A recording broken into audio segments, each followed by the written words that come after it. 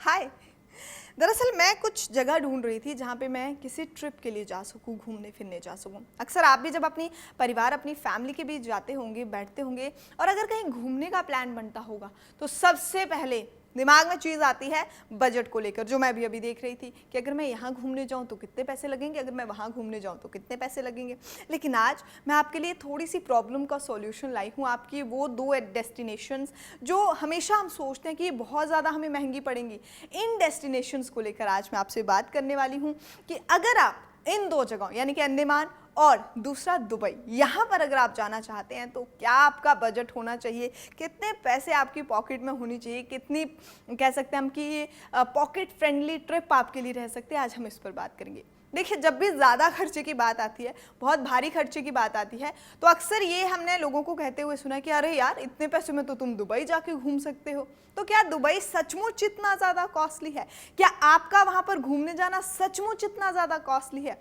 चलिए इस बारे में थोड़ी सी आपको सही से सटीक जानकारी देते हैं ताकि आपकी दुबई के, अंडमान की, जहाँ की भी आपकी ट्रिप बन रही है वो ट्रिप आपकी बजट फ्रेंडली बन सके।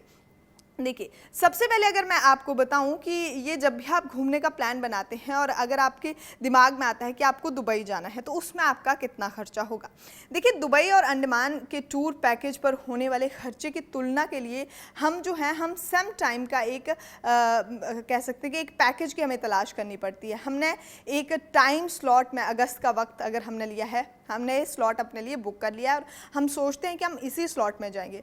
जब मेक माई ट्रिप पर इस टूर के पैकेज की जानकारी ली गई तो दुबई जाने में एक व्यक्ति का खर्च करीबन 31,000 रुपये रहता है। ये पूरा जो प्लान है ये 6 दिन का प्लान है, यानी कि आपके 6 दिन की ट्रिप के आपके लगते हैं 31,000 रुपये। लेकिन ये जो हमने आपके लिए सर्च की थी उसमें हमने पैकेज लिया था मई महीने का। अब ये 6 दिन का पूरा ट्रिप रहेगा जिसमें प्राइवेट इसमें जो आपका ट्रांसफ़र होगा या इसमें आपका जो भी मरीना याच होगा, ये आदि सब इसमें टूर शामिल होंगे, जो भी वहाँ की फेमस प्लेसेस हैं वहाँ के। इसके बाद 6 दिन के बाद आपको एयरपोर्ट पर वापस आने तक का खर्चा शामिल है, यानी कि 31,000 रुपये में आपकी बढ़िया बेहतरीन ट्रिप हो सकती है। साथ ही साथ इसमें होटल का किराया भी शामिल है।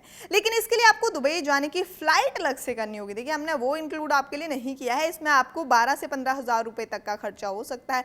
राउंड ट्रिप की अगर हम बात करें तो 25 से 30,000 रुपये और खर्च हो सकते हैं। ऐसे में दुबई का ट्रिप आपका बन सकता है पर पर्सन 60,000, यानी कि 60,000 रुपये पर पर्सन। अब बात आ जाती है अंडमान की।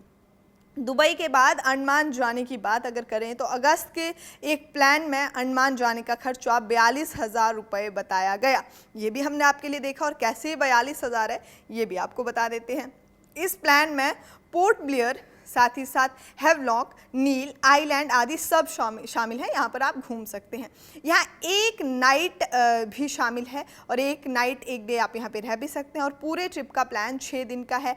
यहाँ पे भी जैसे हमने दुबई के लिए प्लान किया था, इसमें आपको प्राइवेट ट्रांसफ़र, सेकुलर जेल, फेरी आदि सब की फ़ीस इसमें आपकी शामिल है। कोई आपने अलग से अपनी पॉकेट से पैसे इसके लिए नहीं देने हैं।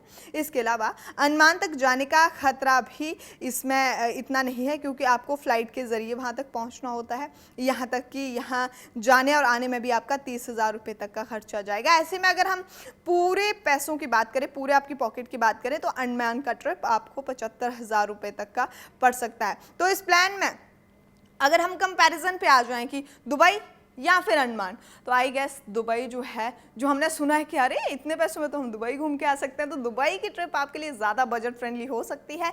तो अगर आपका प्लान इन दोनों में, अगर आप कंफ्यूज हैं तो आपकी कंफ्यूजन को हमने दूर कर दिया है क्योंकि दुबई की trip as compare to Andaman की ट्रिप आपको ज़्यादा सस्ती पड़ सकती है। चलिए, आई होप आपके लिए जानकारी काफ़ी ज़्यादा फायदेमंद साबित हुई हो और मैं वापस से अपनी ट्रिप का प्लान करती हूँ। बाय।